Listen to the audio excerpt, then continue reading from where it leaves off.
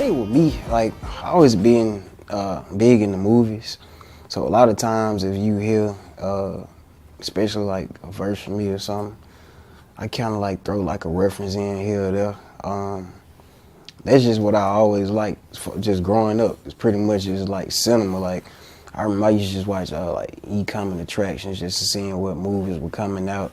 I think a lot of that kind of inspires like my lyrics, or just how I'm feeling on particular records. You know, I mean, because a lot of times music is taken from movies. Like if you listen to like different movie scores, you'll hear somebody sample it. And I think that kind of, you know, anytime I want to just go in my quiet place, I just pop in a movie, no matter if it's like a foreign film. I mean, I watch it all pretty much, but I think that inspires me. And outside of that, just any events that's going on in the world, it gains my interest too. You know, I always like to give my input on how I think stuff is going on in the world.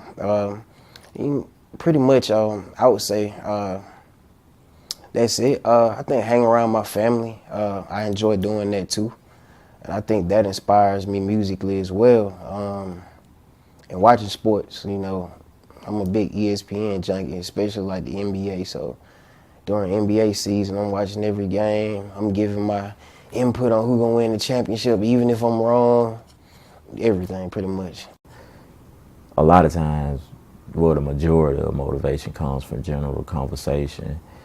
A lot of it comes from news, looking at TV, seeing what's going on in the world, the dislikes, the likes. It's a mixture of both.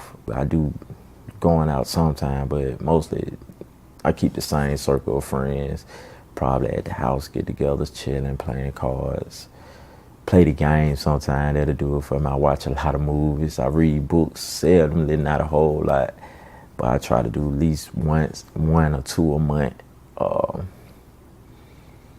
And then just really enjoying the time that we have on Earth for real. Like, you never know what's gonna happen today or tomorrow, so I really embrace that. I started trying to go to a gym a little bit more. I like to play a little basketball or whatnot.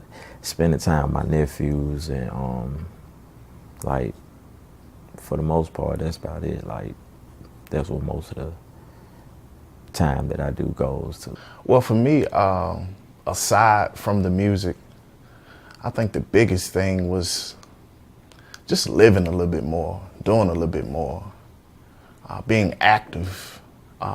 Some of my time I choose to go and run around the city, South Side, run around Ensley, run around downtown, run around Crestwood. And some of my time I choose to just be in solitude with myself and just think, pray, listen, and just enjoy just being alive and being healthy.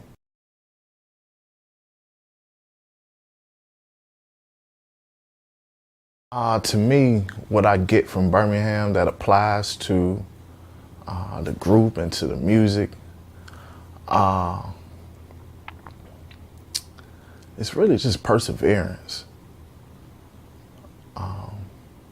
Really just the ability to keep on going through ups and downs, through trials and tribulations. Just go, just continue. This process of from Canvas to the new album that we're working on now, it's been a trying process. And I didn't want to continue it sometimes. I wanted to give up. I wanted to hang it up and do something else.